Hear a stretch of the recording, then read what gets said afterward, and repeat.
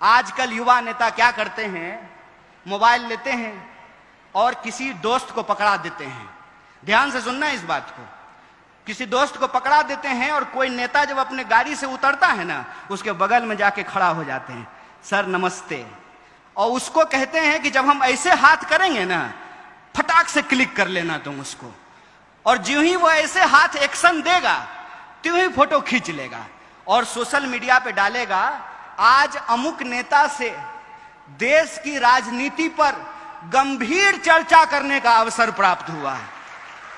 हाथ जोड़ करके कहते हैं भाई ये मत करना, ये मत करना, ये याद रखना कि तुम्हारी राजनीति क्या है। इस देश में बाप जात पैसा चलता है मेरे भाई, बीजेपी, बाप जात पैसा। अगर बाप जात और पैसा नहीं है तो तुम्हारे पास एक ही विकल्प है, तुमको ऑथेंटिक होना पड़ेगा। वैलेंटाइन डे पे झूठ मूठ का आई लव यू कहने से काम नहीं चलेगा मेरे भाई। अगर प्यार करते हो तो तुम्हारे दिल में प्यार हो, और वो प्यार ऐसा हो कि वो इंसान तुमको मिले ना मिले तुम ही प्यार बन जाओ, ऐसा जज्बा तुम्हारे अंदर होना पड़ेगा। और ऐसा जज्बा अगर तुम्हारे भीतर है तो मैं तुमको एक बात कह देता हूं, कोई बाप ऐसा बच्चा नहीं पैदा किया है कि संघर्ष की कोख से पैदा होने वाले इंसान का रास्ता रोक दे। तुमको सत्य के साथ खड़ा होना पड़ेगा।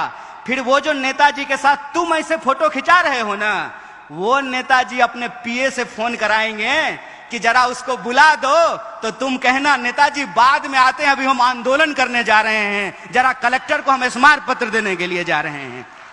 राजनीति का मतलब सत्य के लिए संघर्ष करना होता है, और सत्य की एक विचारधारा होती है, इस बात को याद रखना। दक्षिण, वाम और मध्य के बाद के रास्ते में मैं पढ़ने के लिए नहीं कहता हूं, उसका चुनाव आप खुद करो, लेकिन कैटेगरी में मत फंसो। लेकिन एक कैटेगरी जरूर होती है, वो कैटेगरी होता है सत्य का। उस सत्य की विचारधारा पे चलो, और इस देश ने बार बार ये साबित किया है, यह देश बुद्ध की धरती है, इसीलिए यहां कोई भी संघर्ष हिंसा से नहीं अहिंसा से करके उस संघर्ष को जीता जा सकता है। अगर बुद्ध ने उंगली माल को संत बना दिया अपने अहिंसा से, तो तुम भी आज के उंगली माल को रास्ते पे ला सकते हो अपने संघर्ष से। बस इस बात को याद रखना।